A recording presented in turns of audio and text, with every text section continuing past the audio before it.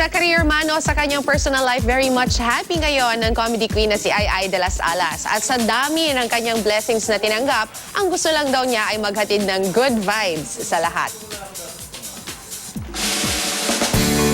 Pamilya, love life, career at spiritual life. Saan mang aspeto, talagang truly blessed ngayon ang kapuso host actress na si Ai de las Alas. This morning, siya ang ating kachika. Pinakamalaking karangalan na kung ituring ni Ai ang matatanggap niyang medalya mula sa simbahang Katolika. Yan ang Pro Ecclesia et Pontifice na manggagaling mismo kay Pope Francis. Ito ay binibigay ng Santo Papa, highest para sa isang taong simbahan or sa mga pari.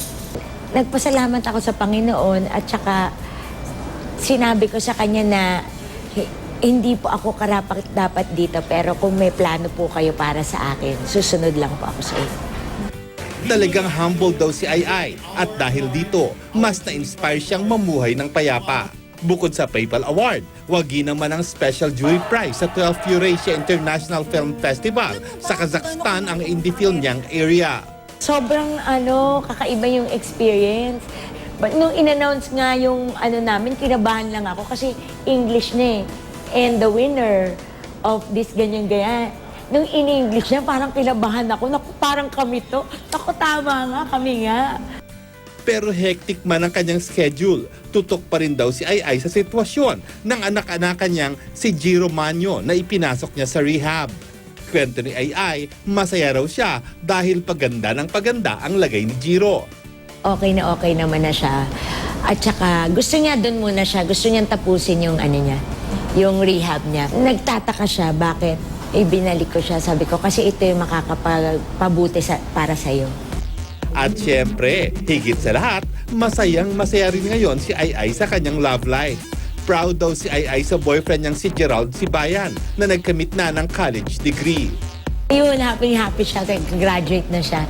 Hindi daw siya pumapasok. Sabi ko, magtrabaho ka na. At saka proud ako sa kanya na hindi lang at least, kumbaga pwede naman siya magtamad-tamaran pero hindi niya ginawa yan dahil meron siyang plano para sa buhay niya. Kailan na nga ba nila planong magpakasal?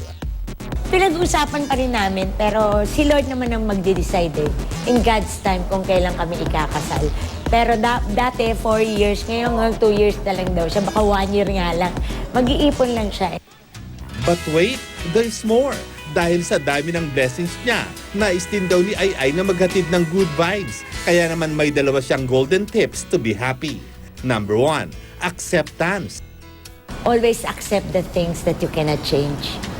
May mga bagay tayo na hindi na natin mababago eh. A-acceptin mo na lang with your true heart. Na-acceptin mo happily.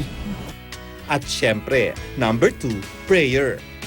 And always pray for guidance. Tandaan natin yan, ha, mga kapuso.